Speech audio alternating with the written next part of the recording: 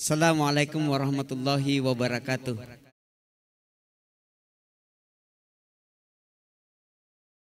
Yang mendoakan saya, alhamdulillah, saya doakan juga semoga kesehatannya dijaga oleh Allah, usahanya dilancarkan, aset kita khususnya anak kita akan sukses masa depannya insya Allah.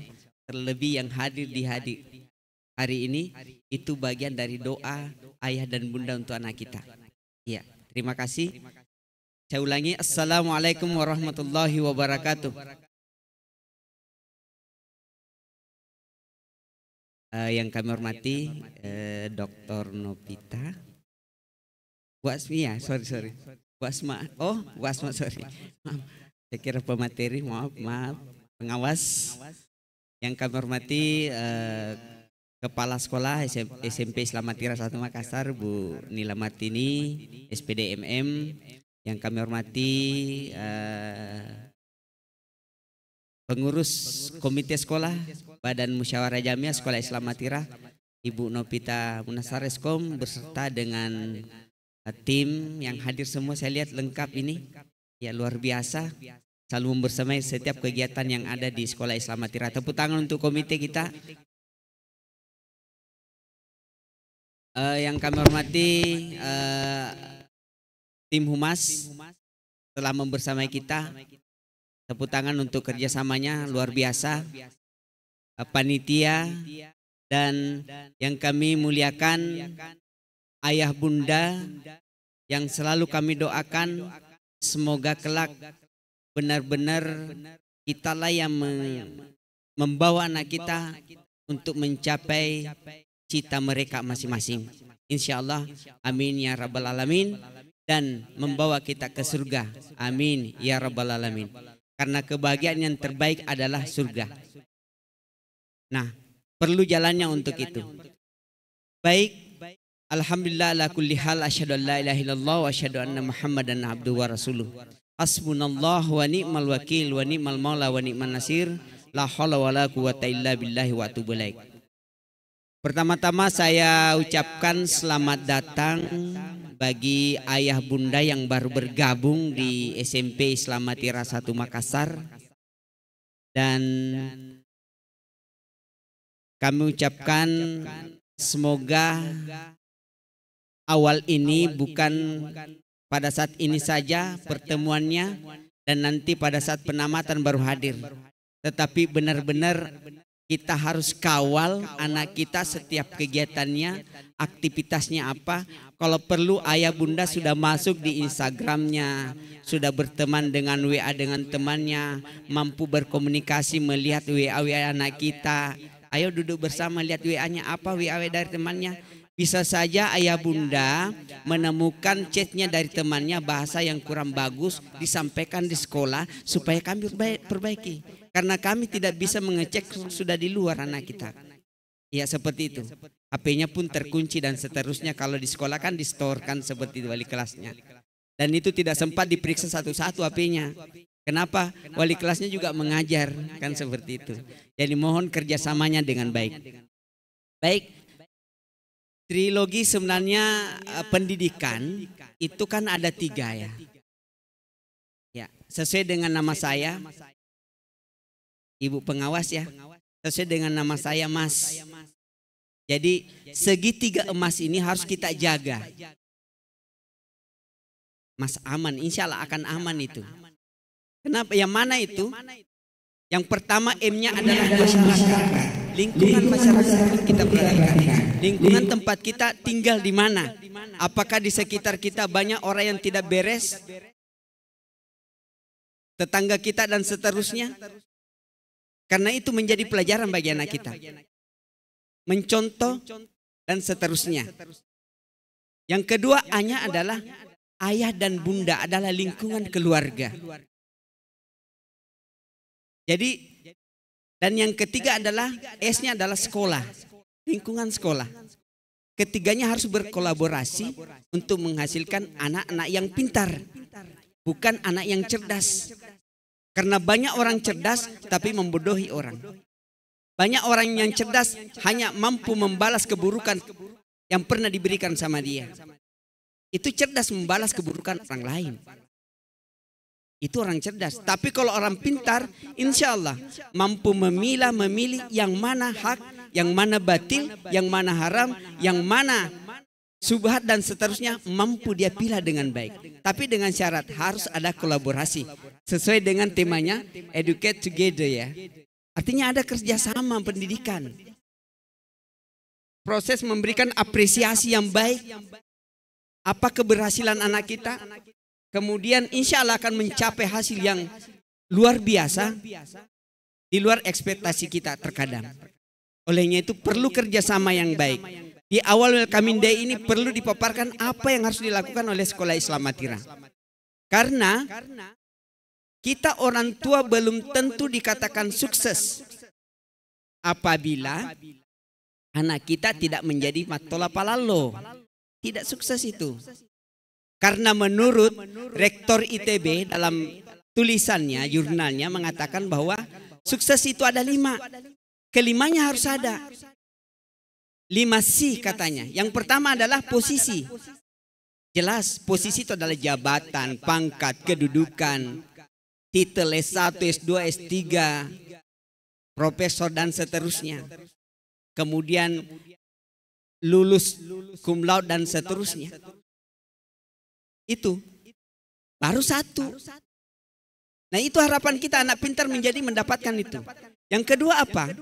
Orang tua dikatakan sukses apabila relasinya bagus. Jadi C yang kedua yang terakhir adalah relasi. Kita lihat sekarang banyak yang punya relasi banyak apabila memiliki kedudukan atau jabatan. Kenapa? Orang yang mendekati kita ingin mendapatkan apa-apa yang harus menjadi proyeknya dan seterusnya. Kan seperti itu. Nah, orang yang punya relasi yang bagus apabila tidak memegang jabatan tetapi banyak sekali pengikutnya, followernya luar biasa. Sama Ustaz Samad ya. Ya, seperti itu. Itu luar biasa.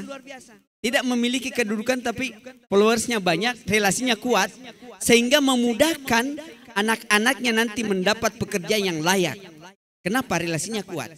Saling melihat satu dengan yang lain.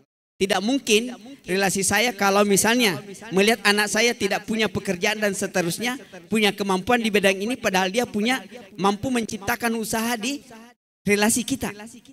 Maka diberikanlah kesempatan. Itulah prestasi orang tua. Yang ketiga adalah prestasi. Itu adalah si yang ketiga. Prestasi di dalam apa keberhasilan kita dan seterusnya. Kemudian yang keempat, ini yang paling utama adalah regenerasi. Anak-anak kita perlu dikawal dengan baik. Mulai dari sekarang, mungkin di sebelumnya kita sering membandingkan anak satu dengan yang lain. Tolong jangan dibandingkan. Terkadang itu ada anak-anak ya.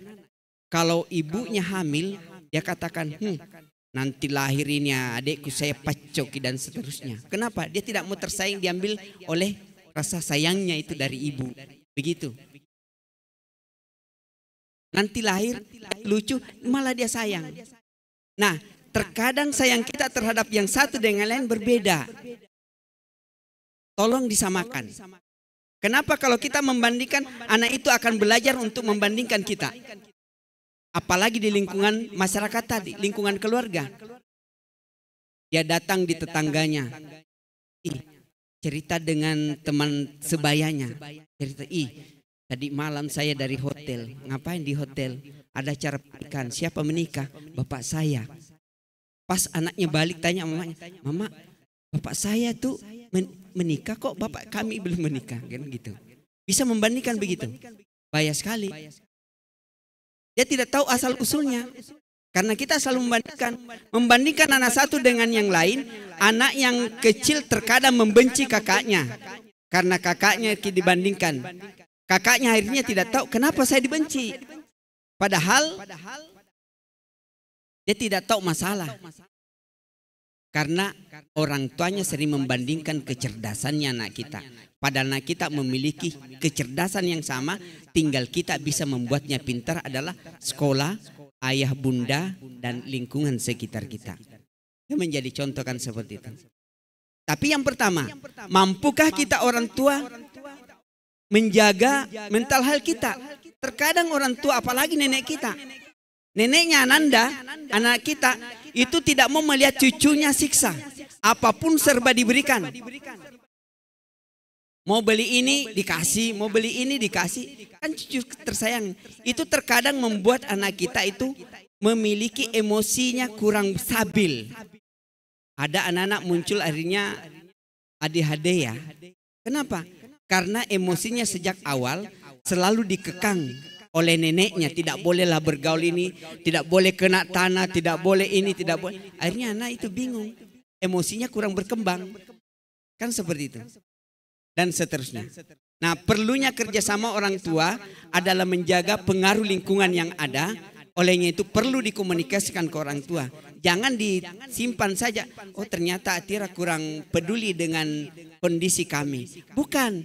Kami belum tahu informasi tentang lingkungan ayah dan bunda. Kalau sudah dikomunikasikan dengan baik, pergaulannya dengan anak kita, siapa dengan siapa, kalau dipanggil ke sekolah, jangan takut-takut ke sekolah. Kenapa? Ada orang tua tidak mau ke sekolah. Kenapa? Masalah anaknya. Padahal kita ingin mencari jalan keluarnya bagaimana supaya berubah anak kita.